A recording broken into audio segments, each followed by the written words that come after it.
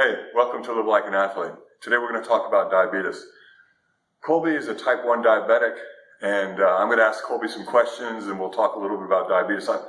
Probably about 30% of my students have diabetes, and there's different types of diabetes. Colby has type 1 diabetes, which used to be called juvenile onset, but now we're finding that even adults are developing type 1 diabetes, but they call that type 1.5.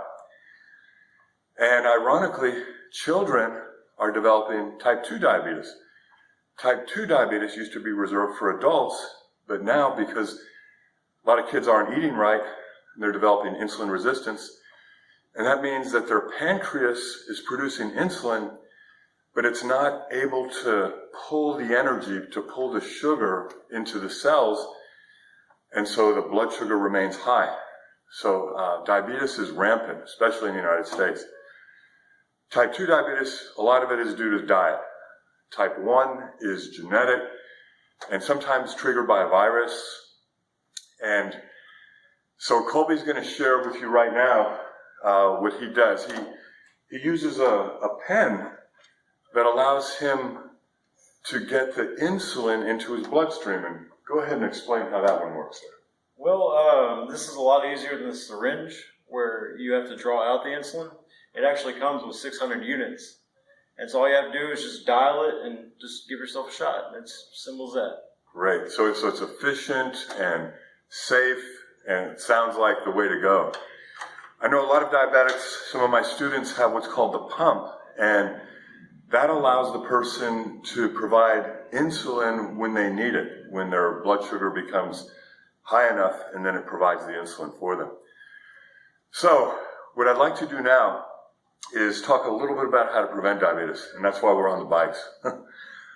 When type 2 diabetes has, proliferated in the United States, the main reason we're discovering is not just the crazy fast food dieting, eating all the time and eating all the wrong type foods, processed foods, especially starchy carbohydrates, a lot of sugars, but the lack of exercise. And a recent really cool study showed that when a type 2 diabetic took the pill metformin, which is pretty much the standard of care for type 2 diabetes, walking or doing an exercise at the level we're doing it right now was as beneficial as taking the metformin. Yet guess what? The patients would rather take the pill than do this much exercise. So Colby, with your type 1 diabetes, and you developed it at what age? 6. So you were, obviously extremely young.